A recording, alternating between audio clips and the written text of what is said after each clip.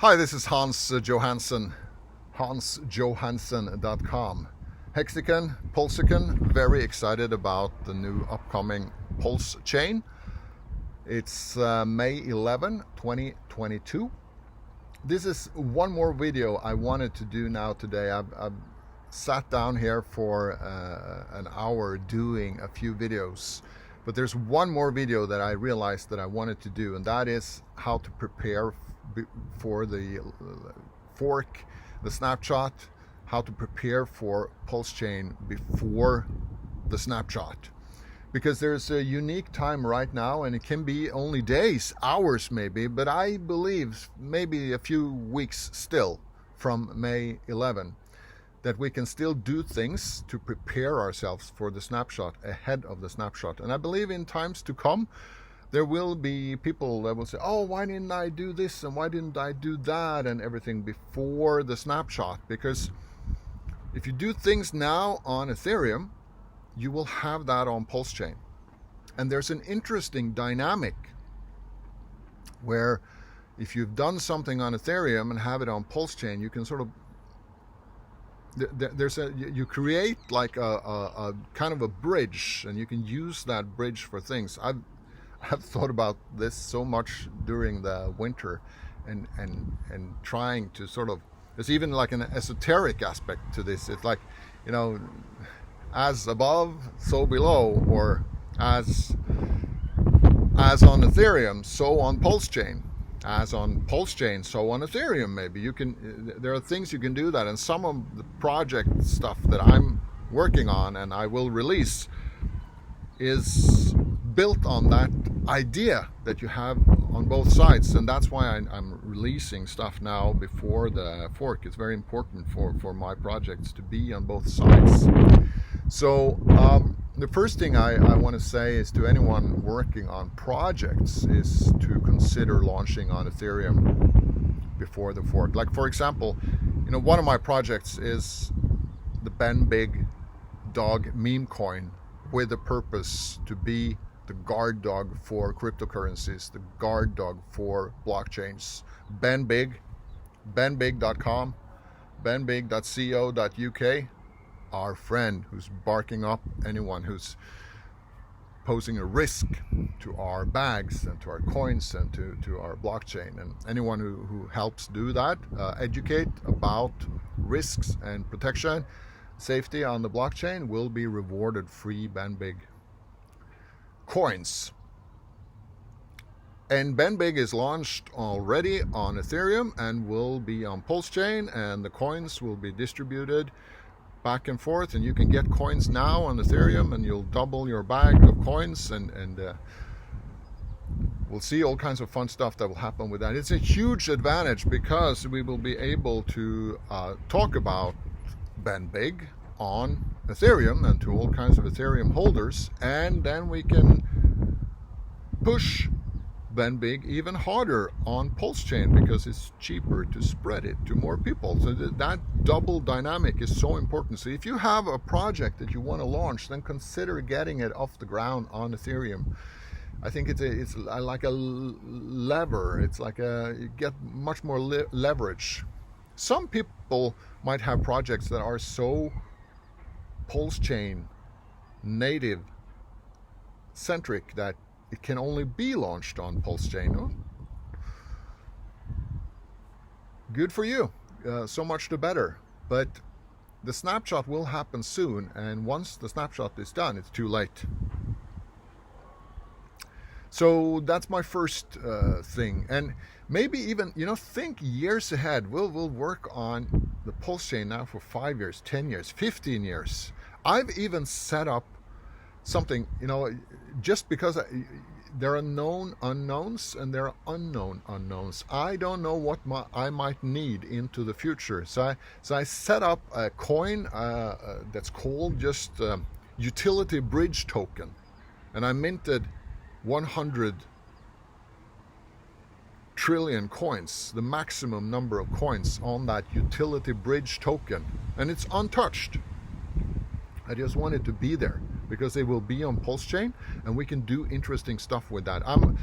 If someone in the community needs that into the future, maybe Richard Hart will save a video. Oh, I was going to so and so, but oh, why didn't I think of, I should have. Then the utility bridge token is there. Someone can just set up a new account on Ethereum and PulseChain, and I can transfer that all those coins to a new account, and then it's a totally clean, can be used for anything. So that's why I did that before the snapshot and the fork. And I believe there are a number of other things like that as well. You need to think about your circumstances and your projects and your coins and what you're working on and what might be needed down the road. I believe that a lot more people should set up what I did, a utility bridge token or something like that. And you can build things into this later. I might even set up more tokens like that, just to have them. Another thing I believe not enough people have thought about is the anonymity, the need for anonymity and to not dox yourself. Because what will happen after the snapshot and the fork is that all of a sudden, wow, we have PulseChain, and a lot of people that are sacrificed will be amazed at how big their bags are. It might, life-changing wealth for a lot of people, probably, definitely. And there will be projects that they will want to participate in, but they probably don't want to dox their main money wallet. And a lot of people have sacrificed from a vault wallet. One big, there was an incentive for big sacrifices. So a lot of people did big sacrifices. But if you participate in something and you just want to check out something and all of that, you want to have a smaller wallet as well. Because you don't want to play around and do like small, petty stuff with your big wallet. So I advise set up a new wallet, set up multiple new wallets. New accounts on the wallets you have, your Trezor or Ledger or whatever, and new accounts maybe in a MetaMask. Just have a few accounts. This has in the past been proven to be very profitable also for airdrops. I think that maybe not so much in the future because they will find ways to, but we had airdrops before that just went to every account. But there will be many different use cases for this. So I would set up a new account, maybe 2, maybe 3, and try to have some Pulse in them. If you have Ethereum, maybe try to put one Ethereum in each wallet, then you'll have one Pulse in these wallets when you get going. Just to be able to do things on the PulseChain without doxing your main vault.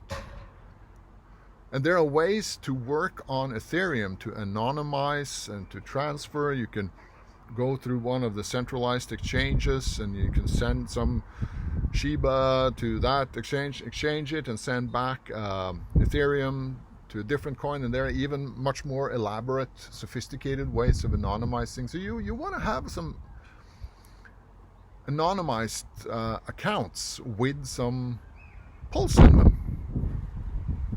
And that you can do now on Ethereum. You can sit down and set up these accounts and prepare, so you have that prepared. That is part of really the preparedness that everyone should do as part of testing out the testnet. Richard Hart has not talked about that. He doesn't really talk about the number of accounts, and he kind of thinks that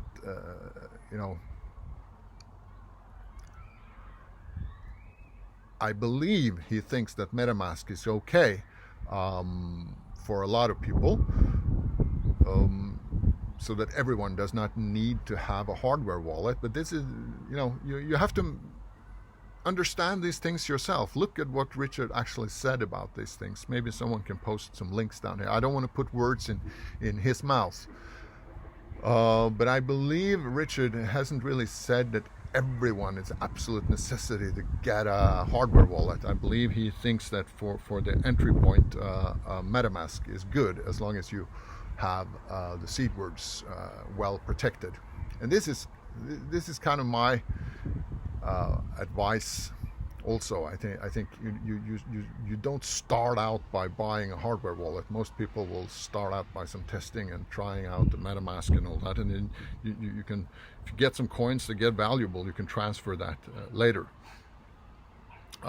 Also, I have launched a project that is called facepulse, facepulse.com. Facepulse is a totally different way of using the blockchain. It is for building a social network and for building a social graph for yourself and for your friends, and we're going to build applications on that, and it's going to be amazing and a different way to use the blockchain.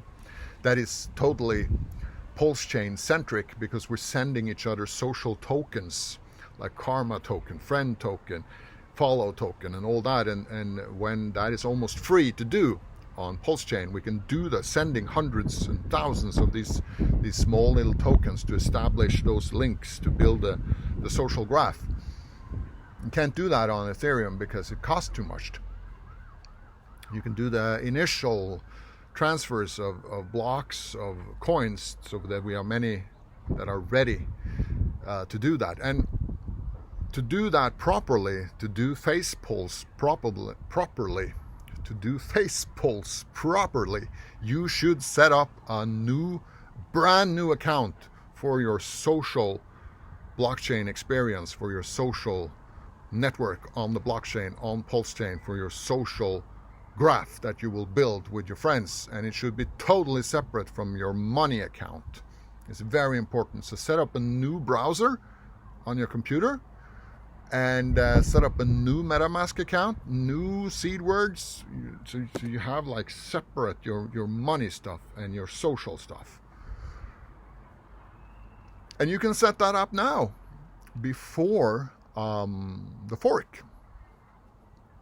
You don't have to do that. And the amazing thing about the blockchain and how it works is that, once PulseChain is up and running, you have everything from Ethereum over to the PulseChain. But the funny thing about how this works is that if you set up a new account on PulseChain, you kind of also have that account on Ethereum. It kind of goes backwards as well. It's very counterintuitive, and you have to think about this before you sort of understand how it works, because you are just doing randomized account and the mathematical access to that account. So the account sort of exists in the abstract. So you can also, after the launch, we can also somewhat in a weird way go the other way back into Ethereum.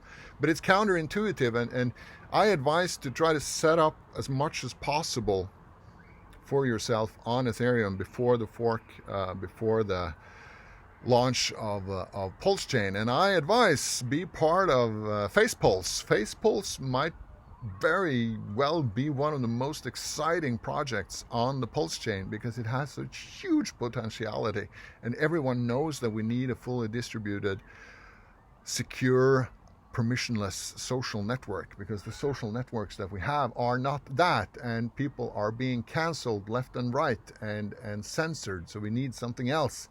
So I by launching facepulse, I hope that I have set the spark for something great, and I've made a separate video about that today. So, think about that. Set up some accounts and prepare yourself for years to come. Maybe, I don't know, I haven't thought about it fully, but if you have kids, say like you have 3 kids and they're small, they're 5 years, 6 years, 7 years, maybe you should set up something for them. I don't know, buy 3 ledgers, one for each, and set it up with an account on Ethereum, and then it will be on PulseChain. I don't know actually, but you need to think through your circumstances. If you have corporate stuff, if you have an account on Ethereum that is multi-sig, maybe there's stuff that you can do on Ethereum now that set up things that won't necessarily transfer elegantly to PulseChain. Maybe you should set up some extra multi-sig stuff and look at what Trezor offers and what Ledger offers and all that. I don't know, but think about this.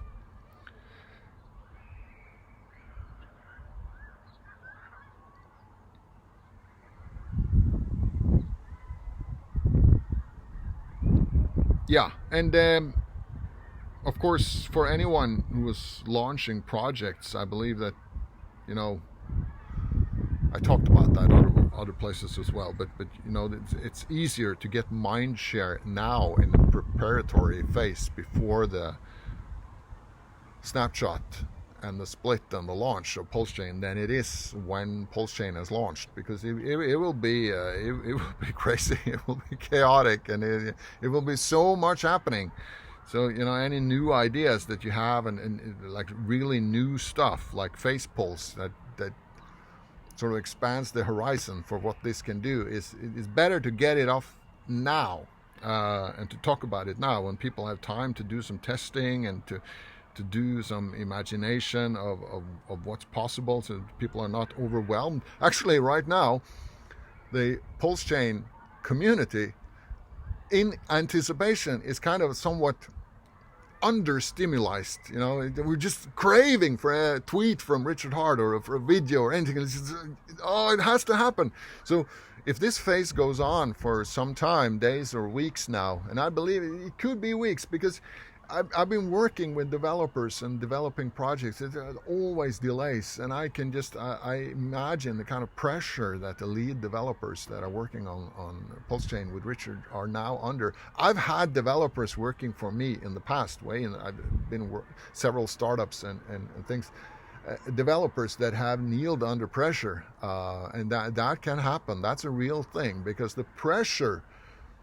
There's one or two or three guys, the main guys that are working on this for Richard Hart. There are billions of dollars resting on their shoulders. Can be too much for anyone. So we need to sort of realize that, and the preparation that we can do, the more we can do before, the better it is. And that is also for facepulse, for example. I would love if the community, a few hundred people that are publicly promoting PulseChain, if quite a few of them set up facepulse accounts, shared those facepulse accounts, I'm able to send social tokens to them, enough big bags of social tokens that they, in their turn, can send forward once we're on PulseChain, because I can send, do a few hundred cents on Ethereum, because I can cover that cost just to prepare everyone for PulseChain.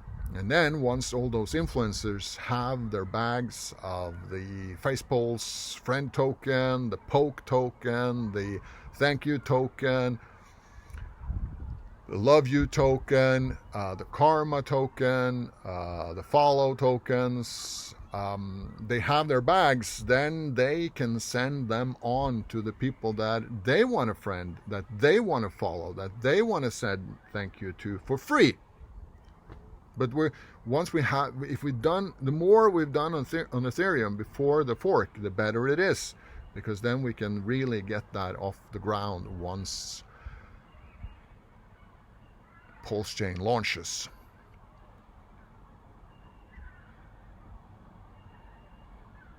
And there's also other stuff that I'm working on.